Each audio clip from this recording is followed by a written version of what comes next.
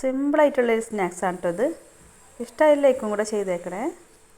ഇതിനായിട്ട് ഒരു പാത്രത്തിലോട്ട് 1/2 കപ്പ് മൈദപ്പൊടി ഇട്ട് കൊടുക്കുക. 1/2 ടീസ്പൂൺ ഈസ്റ്റും ആവശ്യത്തിനുള്ള ഉപ്പും കൂടി ചേർത്തിട്ട് നന്നായിട്ടൊന്ന് മിക്സാക്കി എടുക്കുക. ഇനി ഇതിലോട്ട് കുറേശ്ശായിട്ട് ചൂടുള്ള വെള്ളം ഒഴിച്ചിട്ട് നന്നായിട്ട് തന്നെ ഒന്ന് കുഴച്ചെടുക്കുക.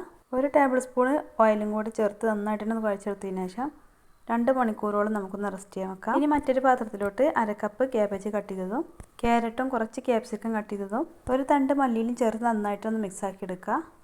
ഇനി ഇതിലോട്ട് വേവിച്ചെടുത്ത 2-3 ചിക്കൻ പീസ് ഒന്ന് ക്രഷ് ചെയ്ത് ഇതിലോട്ട് ഇട്ട് കൊടുക്കുക. 1/2 ടീസ്പൂൺ കുരുമുളക് പൊടിയും 1/4 ടീസ്പൂൺ ഉപ്പും 2 സ്പൂൺ മയോനൈസും ചേർത്ത് നന്നായിട്ടൊന്ന് മിക്സാക്കി എടുക്കുക.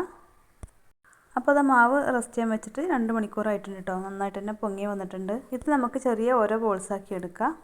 പത്തിരി പലകുമ്പോൾ കുറച്ച് ഓയിലൊന്ന് ബ്രഷ് ചെയ്ത് കൊടുത്തതിന് ശേഷം ഓരോ ബോൾസും ചെറുതായിട്ടൊന്ന് പരത്തിയെടുക്കുക. ഉണ്ടാക്കിയെടുത്ത ഫില്ലിങ് വെച്ചെടുത്തതിന് ശേഷം ഇതേപോലെ ഒന്ന് മടക്കിയെടുക്കുക. എന്നിട്ട് മുട്ടയിലൊന്ന് മുക്കിയെടുത്തതിന് ശേഷം ബ്രെഡ് ക്രംസിലിട്ടിട്ടൊന്ന് കോട്ട് ചെയ്തെടുക്കുക. എന്നിട്ട് കുറച്ച് ഓയിൽ ഒഴിച്ച് കൊടുത്തതിന് ശേഷം മീഡിയം ഫ്ലെയിമിലിട്ടിട്ട് തിരിച്ചും മറിച്ചിട്ടൊന്ന് ഫ്രൈ ആക്കി എടുക്കുക. അപ്പോൾ എല്ലാവരും ഒന്ന് ട്രൈ ചെയ്ത് നോക്കുക.